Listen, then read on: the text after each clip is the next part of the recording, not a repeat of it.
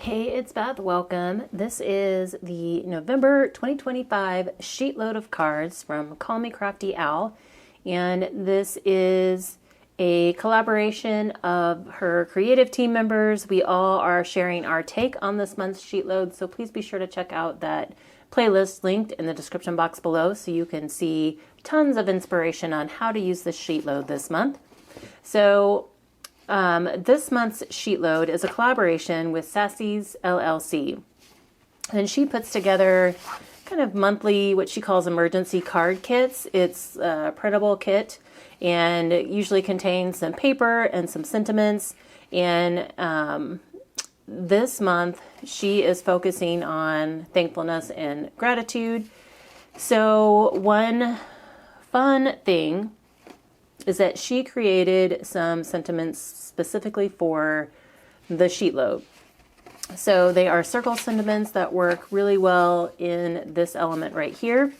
So there's like a whole file, but I printed out these two sheets. I thought I could probably make use of these on the cards I'm making today. And also, as something new this month, Call Me Crafty Owl put together a kind of a paper sampler for her members, her channel members, and I was really excited to use it. Unfortunately, I printed this first sheet and then my printer went on the fritz and would not print anymore. So the sheet load calls for 2 6x6 papers this month, so I'm going to be using this one from Call Me Crafty Owl's printable. And then I'm going to cut down a 6x6 piece out of this peachy plaid. I thought it kind of complemented really well with the peaches that were in here. I didn't necessarily want to go fall with these cards. I'm just going to make thank you cards. So I kind of wanted to shy away from the true autumn colors.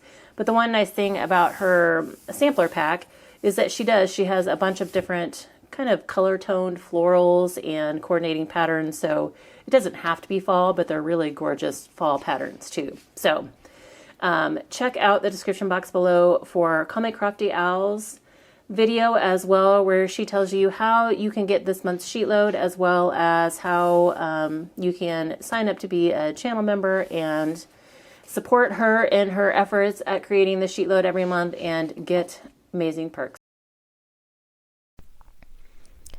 I have all my pieces cut and am going to go ahead and work on assembling the card.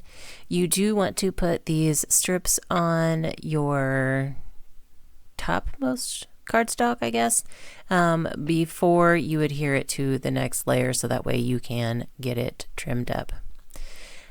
And I am just trying to kind of lay it out before I adhere everything down to make sure it's in the place I want. The gingham is thinner paper than the pattern that I printed out, so I kind of wanted it underneath the floral layer and cardstock layers.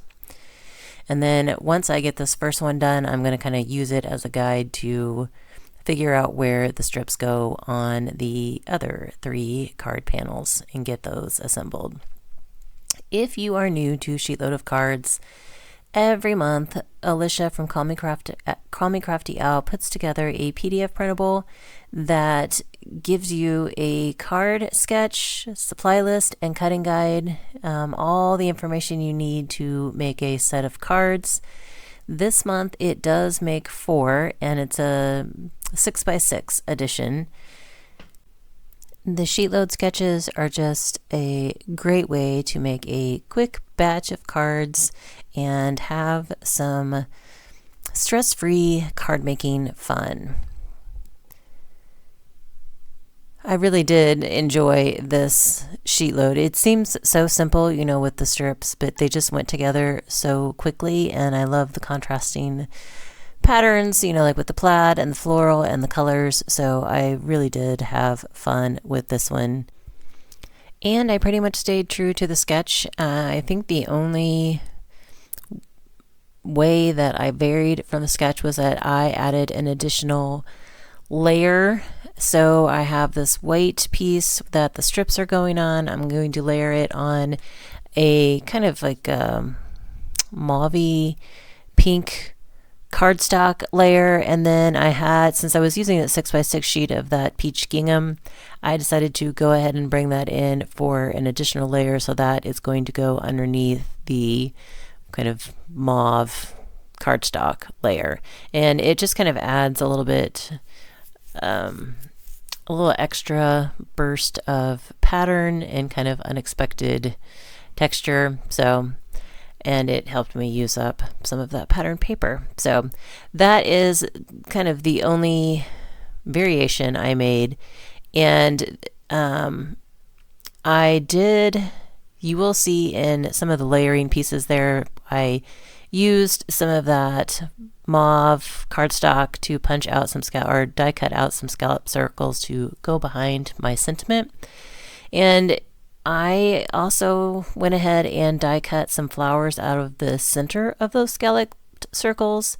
I didn't know if I would maybe want some additional embellishment on the card, so I thought I would go ahead and die cut some flowers now and use that unused center portion that is on that matting layer. So spoiler alert, I did not end up using those particular flowers, so I will just put those in my punched or die cut embellishment stash and use them in the future somehow. I tried to lay it on there, and I didn't really need anything that big. Now I do decide that I want a little bit of something on some of those white areas. There's not a ton of white space showing on this card, like the literal concept of white space, but I decided to bring in a really small flower punch and use some of the scraps from my mauve cardstock and punch out some little flowers that I do pepper around as some extra embellishment.